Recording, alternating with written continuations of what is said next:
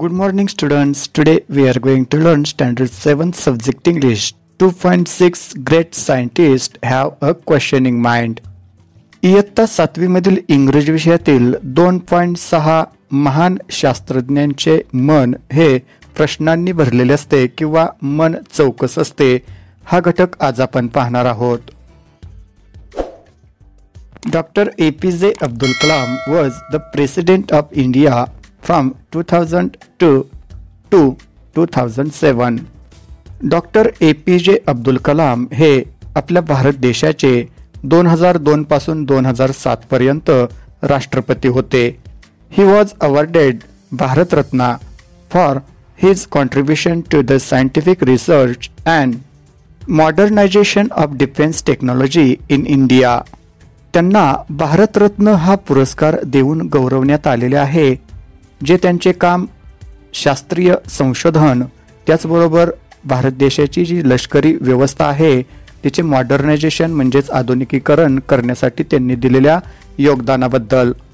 He loved children, त्यांना मुलांबद्दल खूप प्रेम होते. His books and ideas have inspired many young Indians.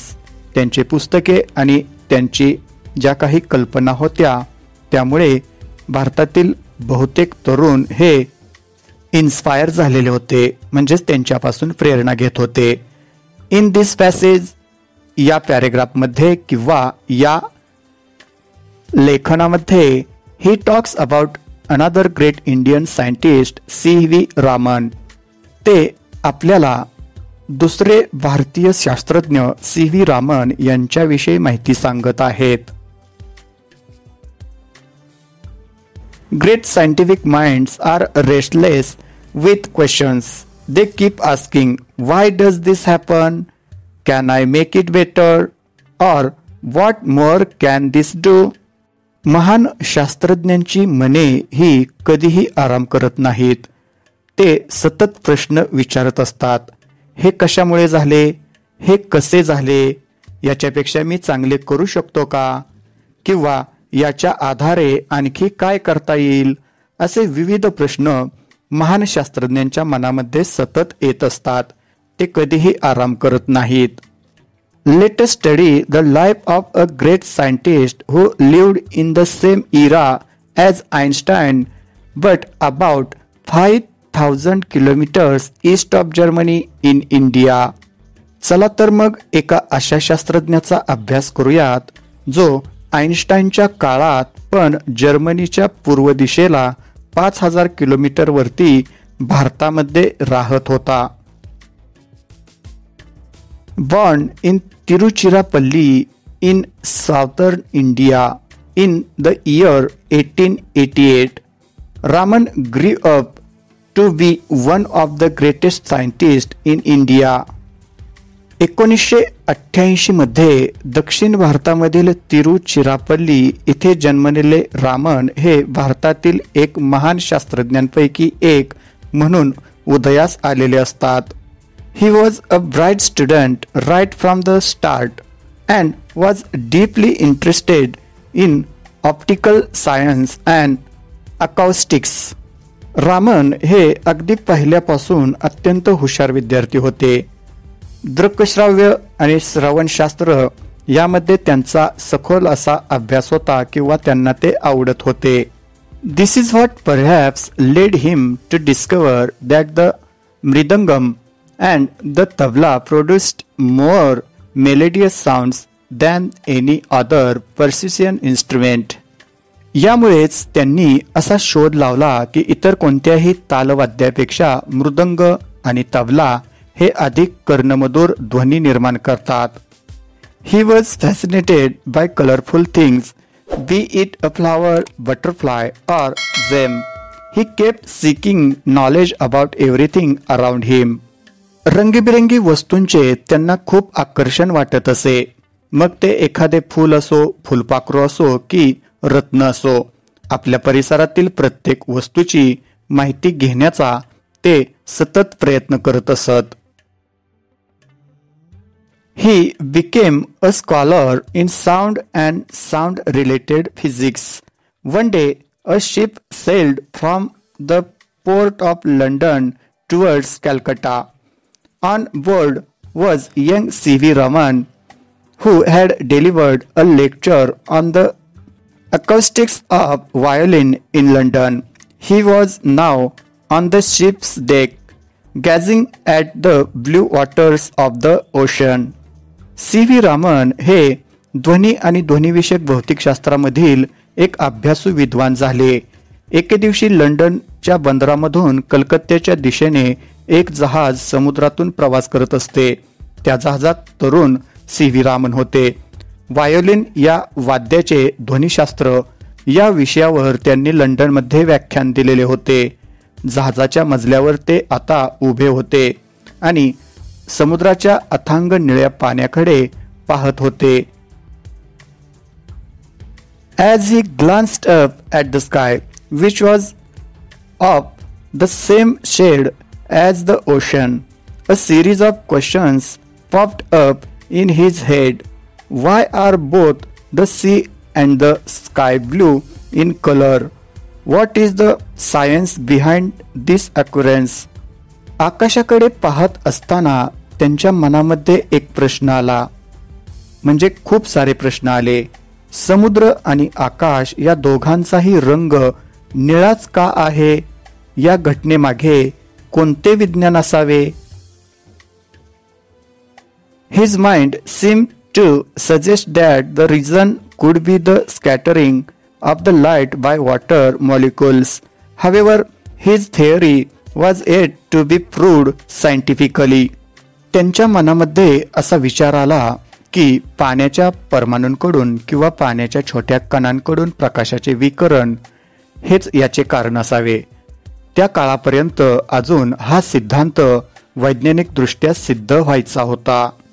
प्रकाशाचे विकिरण होऊन पाण्याचा रिफ्लेक्शन किंवा पाण्याचे परावर्तित झालेले जे काही रंग असतात ते आकाशामध्ये दिसत असावेत असं त्यांना वाटतं. When the ship anchored at Calcutta, the young man immediately went on to conduct experiments to prove his theory. His research in optics, the science of light, resulted in the discovery of the Raman effect. कलकत्त्यामध्ये जहाजाने नांगर टाकला आणि लगेचच हा तरुण शास्त्रज्ञ आपला सिद्धांत सिद्ध करण्यासाठी निघून गेला. दृकशास्त्रातील त्यांच्या संशोधनाचा परिणाम म्हणून रामन परिणाम म्हणजेच रामन इफेक्ट याचा शोध लागला. He announced it to the scientific world in March 1928. The discovery won him the Nobel Prize of Physics in 1930. It was the first time this prize was awarded an Asian. The day he discovered the Raman effect, 28 February, was later declared as a National Science Day. वैज्ञानिक जगामध्ये 1928 ला मार्च महिन्यामध्ये त्यांनी याची घोषणा केली. या शोधामुळे रामन यांना 1930 मध्ये पदार्थ विज्ञानाचे नोबेल पारितोषिक मिळवून दिले. एखाद्या आशियाई व्यक्तीला हे पारितोषिक मिळण्याची ही पहिलीच वेळ होती. त्यांनी रामन परिणाम शोधून काढला तो 28 फेब्रुवारी दिवशी. हाच दिवस पुढे राष्ट्रीय विज्ञान दिवस म्हणून घोषित करण्यात आला. Even before this, his contribution to the science of optics had been acknowledged and he was elected fellow of the Royal Society in 1924. या आधीच दृकशास्त्रातील त्यांच्या योगदानाला मान्यता मिळालेली असते. 1924 मध्ये त्यांची रॉयल सोसायटीचे फेलो म्हणजेच सभासद म्हणून निवडही झालेली होती. You would have learned about the Raman effect in detail at school, but do you know the discovery subsequently helped in determining the internal structures of some 2000 chemical compounds. तुम्ही शाळेमध्ये रामन परिणामाबद्दल तपशीलवार म्हणजेच अगदी खोलामध्ये जाऊन शिकला असालही, पण तुम्हाला हे माहित आहे का की या शोधाने नंतरच्या काळामध्ये 2000 रासायनिक संयुगांची आंतरिक संरचना निश्चित करण्यामध्ये सहाय्य केलेले असते. रामन परिणाम या शोधामुळे सुमारे 2000 रासायनिक संयुगांची आंतरिक संरचना निश्चित करण्यामध्ये मदत केलेली होती आणि हे सर्व झालेलं असतं केवळ सी.व्ही. रामन यांच्या शोधामुळे, ज्याचे नाव रामन परिणाम म्हणजेच रामन इफेक्ट म्हणून आपण शाळेमध्ये अभ्यासतो. And can you guess what the cost of the equipment that Raman used to prove his theory was? A measly 200 rupees. आपला सिद्धांत सिद्ध करण्यासाठी रामन यांनी जी सामग्री किंवा साधन सामग्री वापरलेली होती तिची किती किंमत होती तुम्हाला माहित आहे का? तर ती होती फक्त 200 रुपये. Raman strongly felt that scientists should not be confined to laboratories to solve scientific problems. They should search around themselves and find those answers in accordance with nature. For the essence of science lies in independent thinking and hard work and not in equipment. Raman यांचे असे मत होते की वैज्ञानिक समस्या सोडवण्यासाठी शास्त्रज्ञांनी फक्त प्रयोगशाळांमध्येच काम करू नये. त्यांनी स्वतःच्या परिसरामध्ये शोध घेतला पाहिजे आणि निसर्गाला अनुसरून उत्तरे शोधली पाहिजेत. शास्त्रज्ञांचे खरे तर सर्वस्व असते त्यांच्या विचारांमध्ये आणि कष्टांमध्ये, ते फक्त साधनांमध्ये नसते. हाऊ ट्रू, किती खरे आहे ना हे. दो The oceans and the sky have always been blue in color. It needed a questioning mind with a scientific outlook to find the reason behind it. आकाश आणि समुद्र हे रंगाने नेहमीच निळेच होते, तरी सुद्धा त्या पाठीमागचे कारण शोधण्यासाठी वैज्ञानिक दृष्टिकोन आणि आपले मन, ज्यामध्ये जिज्ञासा कायम असते, अशी मनाचीच आवश्यकता होती. मनामध्ये जिज्ञासा आणि वैज्ञानिक दृष्टिकोन असल्यामुळेच सी.व्ही. रामन यांनी हा शोध लावला. Doctor APJ. अब्दुल कलाम यांनी सी.व्ही. रामन यांच्याबद्दल सांगितलेली ही माहिती, या माहितीमधून आपणालाही खूप सारे शिकण्यासारखे आहे. एखाद्या गोष्टीचा किंवा त्या पाठीमागे असणाऱ्या कारणांचा शोध घ्यायचा असेल तर आपल्या मनामध्ये कायम प्रश्न उभे राहिले पाहिजेत आणि ते प्रश्न सोडवण्यासाठी आपण कष्ट केले पाहिजेत. Like this, today we learned Standard 7 Subject English 2.6 Great Scientists Have a Questioning Mind.